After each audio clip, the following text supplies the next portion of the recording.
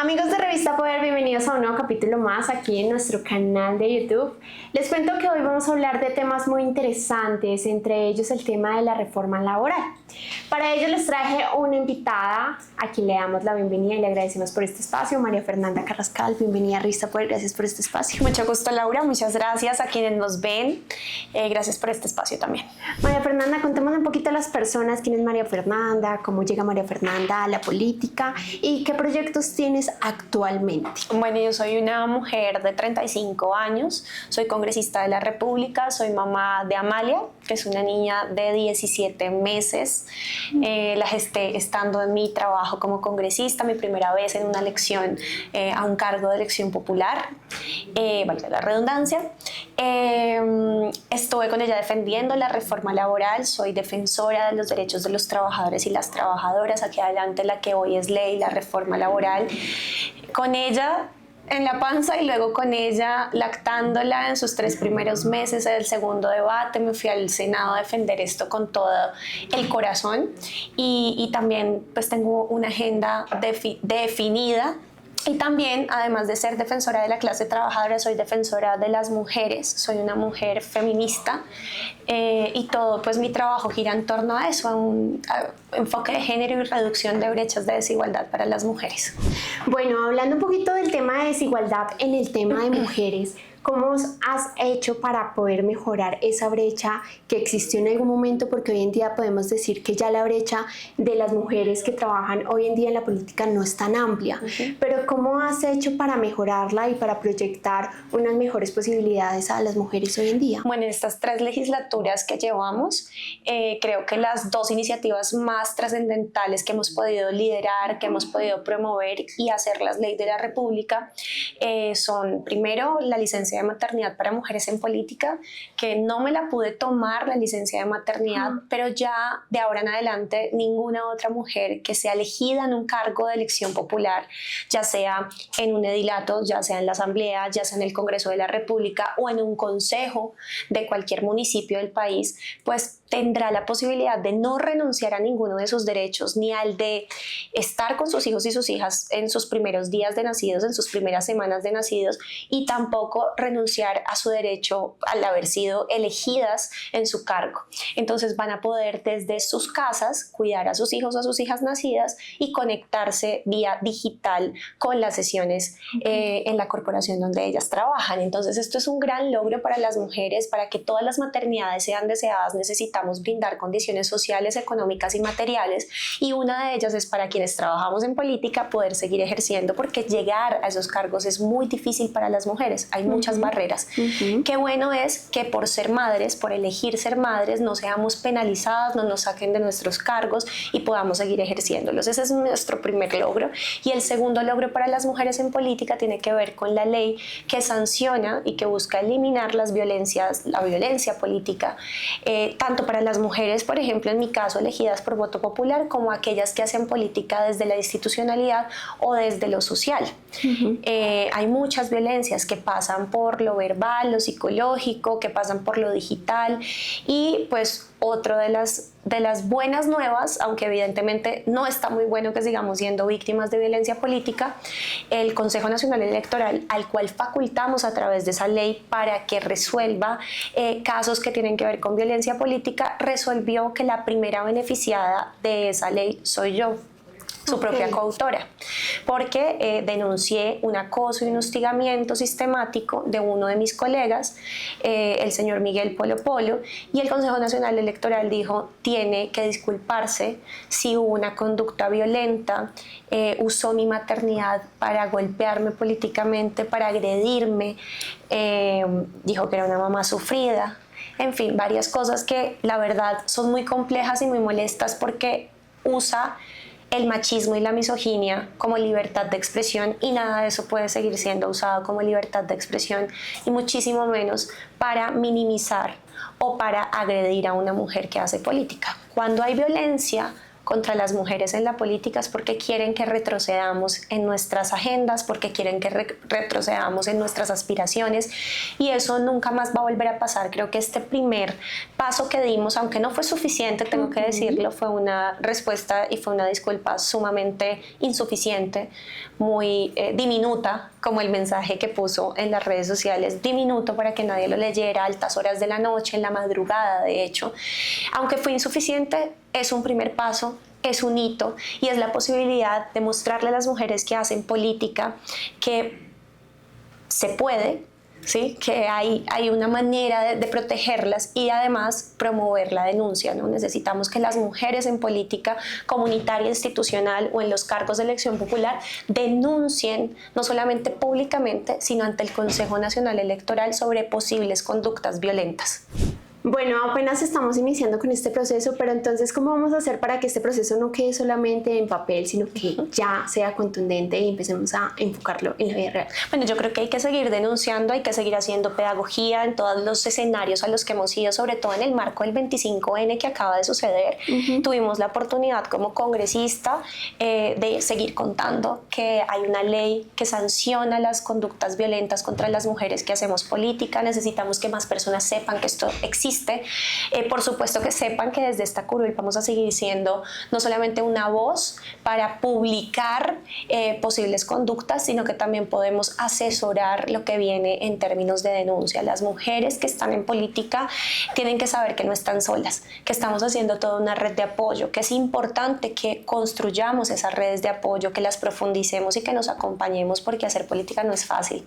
Entrar en política es muy complejo y mantenerse ahí es mucho más complejo, porque nos vienen otras barreras que de pronto a veces se nos hacen impensables, porque a veces uno piensa, si le siguen pasando cosas tan complejas a mujeres ya ahora más privilegiadas, que tienen una investidura, que tienen, sabes, un cargo de poder, ¿cómo es entonces la situación y el diario vivir para las mujeres que hacen política fuera de instituciones como el Congreso de la República? Y este también es un llamado para ellas, no solamente son, repito, para las elegidas de manera popular, con voto popular, para las que estamos en entidades y corporaciones públicas, es para todas las mujeres que ejercemos la política desde los distintos ramas del poder, pero también fuera de la institucionalidad del Estado, sino las que tienen procesos comunitarios, organizaciones sociales. Las mujeres que hacen política están protegidas por esta ley, así que yo creo que hay que pedirles que denuncien, hay que pedirles, entiendo que muchas veces hay miedo porque se ejercen otras violencias a partir de la posibilidad de una denuncia, pero por eso digo que hay que seguir tejiendo redes de apoyo, que aquí tienen un apoyo, que hay que trascender ese miedo, porque es mucho más ejemplarizante para la sociedad cuando nos juntamos y cuando tenemos resultados como estos. Sigo diciendo que el resultado de mi caso ante el CNE, aunque todos votaron de manera unánime y es evidente que sí hubo violencias, el resultado y la sanción fue insuficiente, y ahí es donde tenemos que trabajar, hacerle seguimiento, que se cumpla, pero que además las sanciones sean ejemplarizantes. Creo que todos tenemos que empujar para que así sea. María Fernanda, yo quisiera saber inicialmente cuáles son los tipos de violencia que se están viviendo en las mujeres en el área política. ¿Cuáles son los más resaltados? La violencia digital es una de las que más relevancia está cobrando, de más fuerza está cobrando, porque además estamos expuestas constantemente. Cuando uno mira cuáles son las respuestas que le dan o los comentarios que le hacen a las mujeres en política en los medios digitales son muy distintos, el lenguaje es muy distinto, el lenguaje está altamente sexualizado, el lenguaje es mucho más violento que el que usan contra los hombres. Muchas veces también van directo a lo que significa ser mujer, digamos, a la condición de ser mujer, a la condición de ser madre, que fue lo que me pasó a mí directamente con Miguel Polo Polo. Es decir, se usa cualquiera de estas características para reducirnos, para minimizarnos o para atacarnos directamente. Así que esa es la característica, digamos, de la violencia política, la más común hoy, la más visible, la que todas sentimos y todas vemos en todas las redes, es la digital, definitivamente. La digital hoy en día, bueno, campañas que estamos haciendo para proyectar esos avances que se están teniendo o que se van a dar a iniciar. No, todo el tiempo, digamos, desde esta curul hemos emprendido. Esta curul es la curul de los trabajadores, de las mujeres, y es una tribuna popular de causas. ¿Sí?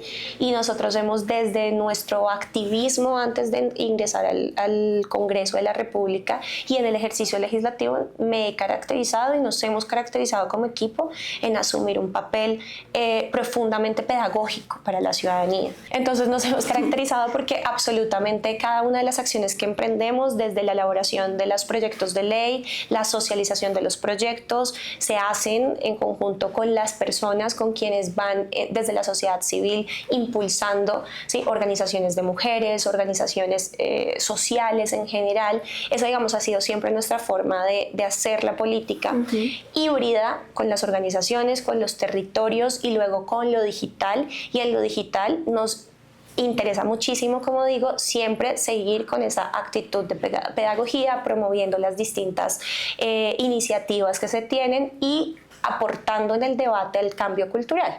Y eso va aunado a un proyecto de ley que tenemos, que es el proyecto Olimpia, en contra de la violencia digital, que, como dije anteriormente, es una de las violencias más típicas, más frecuentes y que ha ganado mayor relevancia dentro del escenario político. En definitiva, en las redes sociales, ya todos lo sabemos, se organizan ejércitos de bots, ejércitos de cuentas falsas, hay unas estrategias de desprestigio, pero es muy evidente que en esas estrategias de desprestigio las más golpeadas, las más victimizadas, pues somos las mujeres. Al usar, como también lo dije antes, nuestra condición de madres, nuestra condición de mujeres, se usa nuestra sexualidad, nuestra vida privada, se nos asocia directamente con hombres, digamos. Bueno, María Fernanda, hablemos un poquito de la reforma laboral.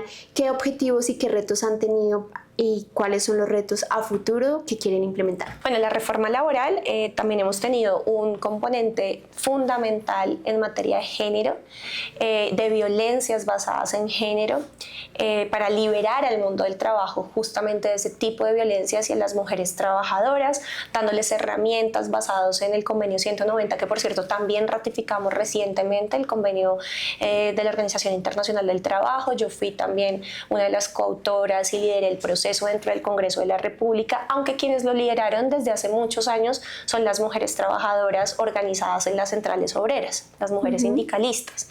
Pero entonces, tanto ratificamos ese convenio como lo incluimos dentro de la reforma laboral, buscando prevenir y sancionar justamente conductas abusivas o violentas dentro de los espacios de trabajo.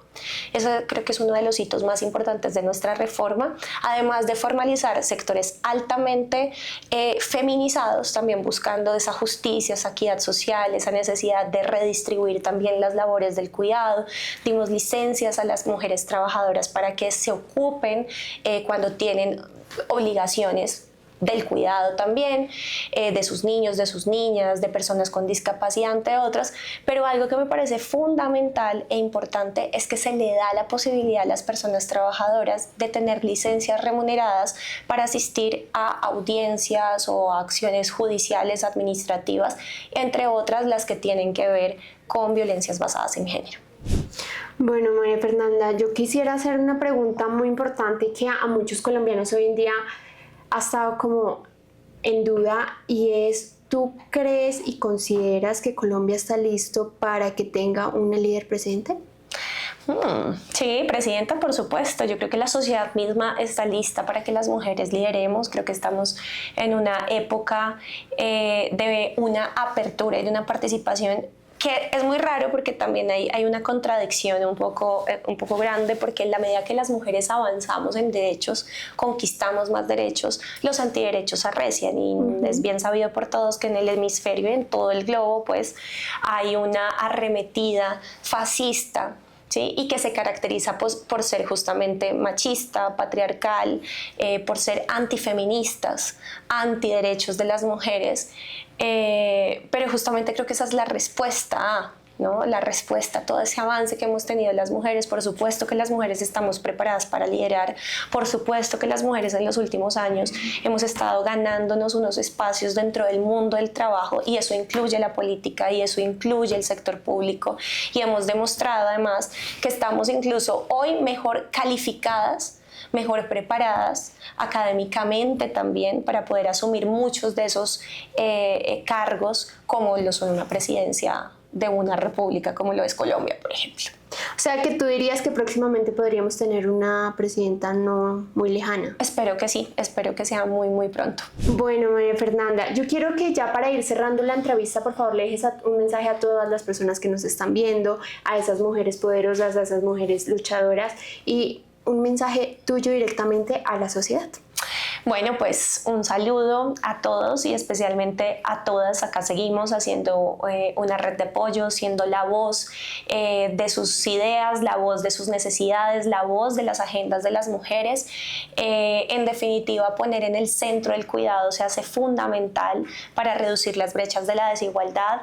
Desde el Congreso de la República hemos asumido una agenda que no solamente busca la autonomía económica para las mujeres, sino también la libertad en la toma de decisiones, brindando derechos sexuales y reproductivos que les permitan maternar si lo quieren así o no, o si no lo quieren también que las proteja, un Estado que las proteja, un Estado que les brinde condiciones sociales, económicas y materiales para desempeñarse de manera libre, para poder promover y poder desarrollar sus proyectos de vida para ustedes y para sus familias.